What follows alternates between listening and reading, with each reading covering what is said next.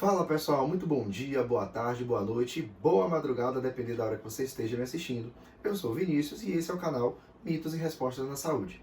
Nesse vídeo de hoje a gente vai tratar sobretudo em questão de perspectivas, se a gente já tem algum tipo de tratamento para a Covid-19, doença causada aí pelo novo coronavírus. A gente já vem falando disso em uma série de vídeos. E a perspectiva da vacina, que é o que mais a gente fica ansioso para procurar saber. Até então já tem vacina ou não? Vamos por partes. Até então, o que a gente tem de perspectiva de tratamento? É fundamentalmente medicação sintomática. O paciente que é infectado, seja desenvolvendo a forma leve, seja desenvolvendo a forma grave, não existe nenhum medicamento que consiga até hoje, de maneira eficaz, combater esse vírus. Diversos lugares, diversas universidades, serviços, institutos estão utilizando de diversas medicações já existentes para combater outras doenças, tentando utilizar essas medicações a fim de tentar obter algum tipo de eficácia. Só que até agora a gente está na fase de estudos preliminares. E aí vai entrar algumas medicações que a gente tem ouvido aí o tempo inteiro na grande mídia. E a, sem sombra de dúvida, a mais famosa aí que você deve estar ouvindo é a hidroxicloroquina. Veja, a hidroxicloroquina já é uma medicação que a gente já utiliza de longas datas. É uma substância antimalárica, só que ela também tem uma ação imunomoduladora. Ela faz também imunossupressão, ou seja, ela inibe a resposta imunológica inflamatória desse paciente. E aí, por isso, ela é utilizada em algumas doenças chamadas de autoimunes, como lúpus, artrite, dermatomiosite e diversas outras doenças reumatológicas. São doenças autoimunes que acabam fazendo com que o sistema imunológico produza anticorpos que vai destruir determinadas estruturas do nosso corpo. Pode ser as articulações, pode ser a pele, pode ser os rins, enfim. Por isso que a hidroxicloroquina ela é utilizada nesse contexto. Só que essa hidroxicloroquina, em associação com uma outra substância, um antibiótico, que a gente utiliza muito na nossa prática clínica diária, que é a azitromicina, acabou mostrando determinado benefício em zerar a carga viral, ou seja, zerar a quantidade de vírus em alguns pacientes. Só que esse estudo ele foi feito de uma maneira muito pequena, né? Foi um grupo muito pequeno de pacientes e acabou não se testando, né, diversas outras nuances do uso dessas duas medicações.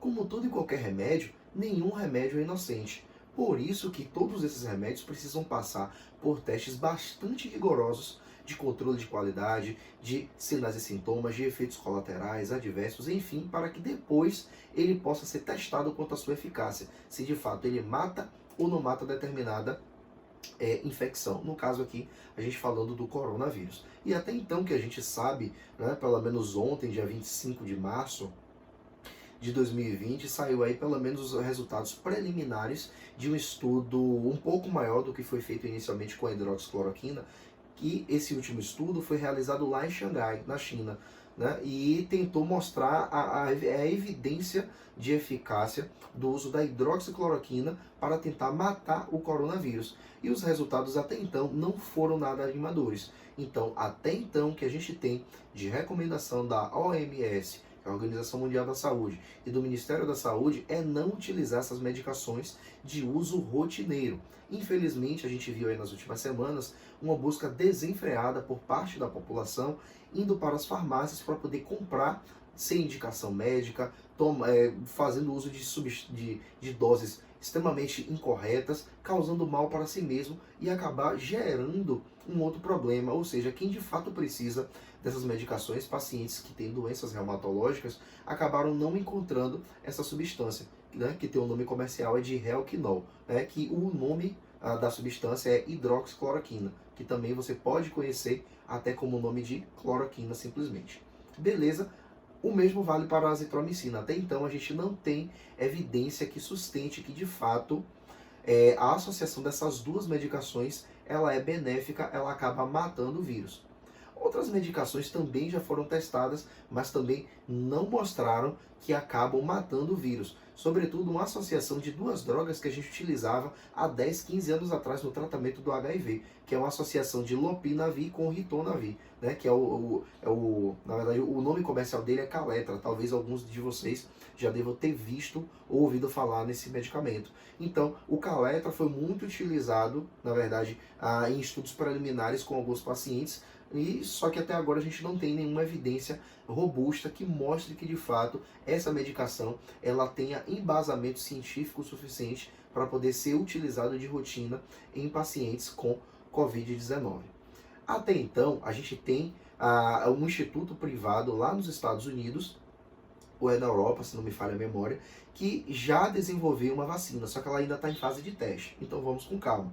Para uma vacina ser desenvolvida e a partir daí, para chegar, ela começar a ser instituída pelos Ministérios da Saúde de todas as nações do mundo, leva um tempo, porque as vacinas são feitas e elas são testadas em geralmente 4 fases. Agora, essa vacina está sendo testada em um grupo de 45 pessoas que foram divididas em 3 grupos. E essa fase 1, pessoal, se presta basicamente a pegar essa substância que está, né, na composição da vacina e testar nesses pacientes, que é para ver quais efeitos adversos e quais efeitos colaterais, quais danos elas podem causar ou não. Geralmente nessa fase 1 a gente faz muito com animais, só que dada a urgência da situação, que a gente está vivendo uma pandemia, né, com o vírus com uma letalidade importante nos pacientes idosos e portadores de doença crônica, a gente acabou pulando algumas etapas. Então a gente deixou de testar nessa fase 1 de desenvolvimento dessa vacina, a gente acabou testando logicamente em pacientes. Só que, veja, é um grupo pequeno, né? A gente não pode dizer que os resultados feitos, realizados e obtidos, colhidos em 45 pacientes, representa a totalidade dos quase 7 bilhões de habitantes que nós temos no planeta. Então, é muito pouco. Só que, claro, a gente vai engateando um passo atrás do outro.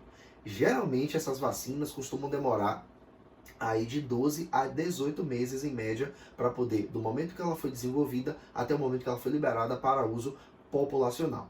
Possa ser que, inclusive, dada a emergência dessa situação e que tem muito dinheiro, muito empenho, muito esforço das nações do planeta inteiro correndo atrás de encontrar uma vacina, uma cura, algum alento para essa pandemia, talvez com isso a gente acabe ganhando celeridade no processo de desenvolvimento dessas vacinas. Pelo menos até então, o que temos de perspectiva é isso. Volta e meia, a gente vai estar trazendo também atualizações. Essa atualização que eu trago hoje, dia 27 de março de 2020, é essa. Ainda não temos evidência científica que comprove ou corrobore o uso rotineiro dessas medicações que a gente acabou mencionando aqui.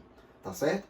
Até então, né, a gente está caminhando aí para aproximadamente 3 mil casos aqui já confirmados oficialmente pelo Ministério da Saúde. Temos aproximadamente 3 mil casos confirmados já de Covid-19 e estamos caminhando aí para 65 mortes aproximadamente. É muito diferente do que está acontecendo na Itália, do que está acontecendo na Espanha e do que aconteceu na China. A gente ainda está um pouco abaixo, mas se a gente não mantiver essa coesão, essa união no discurso de que a gente deve manter o isolamento social, manter as medidas de higiene, a gente não vai conseguir.